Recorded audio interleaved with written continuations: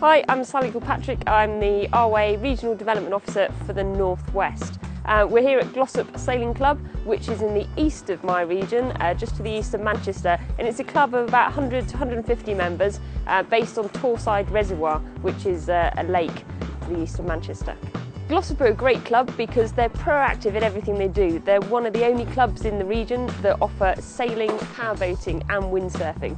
They're led by volunteers, and they have a development plan which is put into place year after year that makes sure they know exactly what they want to do and how they're going to achieve that. Prior to us having that plan, development and changes of the club were carried on in a piecemeal fashion without regard to where we wanted to be.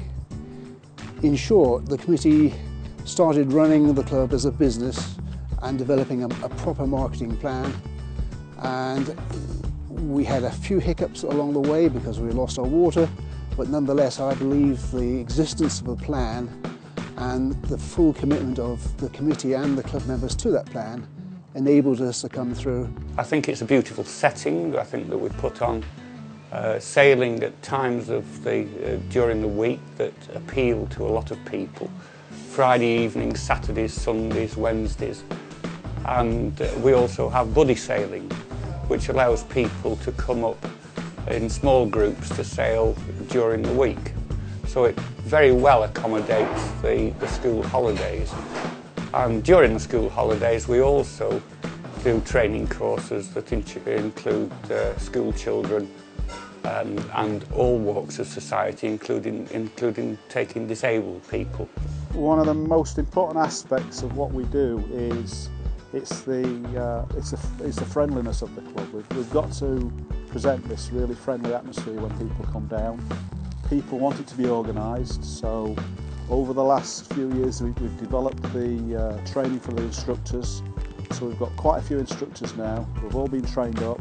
I think when parents come along, they expect us to be organised. So that's what we've been doing over the last few years, getting the club more organised so that we can welcome visitors to the club. They need to know that their children are safe whilst they're here. So that's why the instructors have all been trained up. We've done the safeguarding for the children. We've got first aiders. We've made sure the safety boats are all prepared and ready to go out on the water before any of the children. And overall, bit by bit on the Fridays, we try and introduce the parents of the children into some of those activities.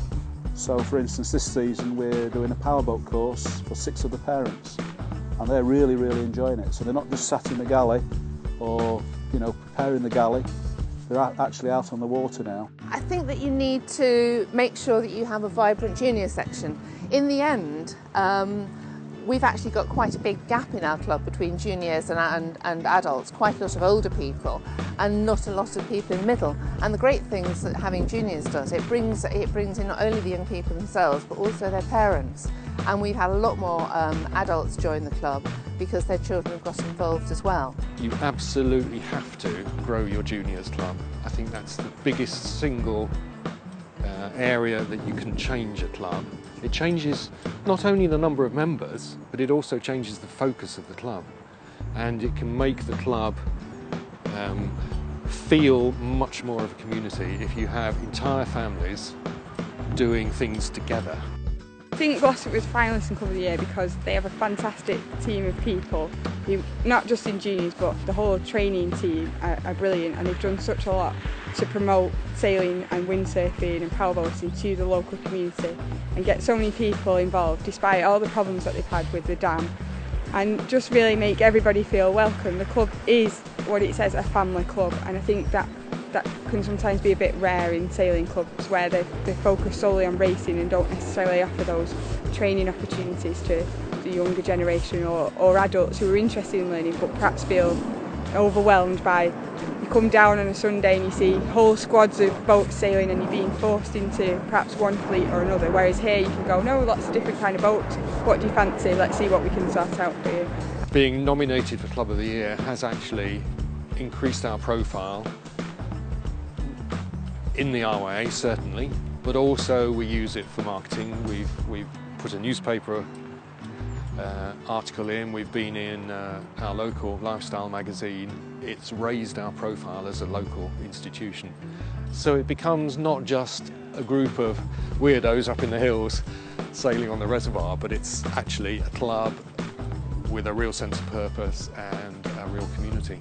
There are lots of clubs out there all around the UK who are doing great things in sailing, windsurfing and powerboating, and we need to get to know about these so we can use them as best practice and good case studies.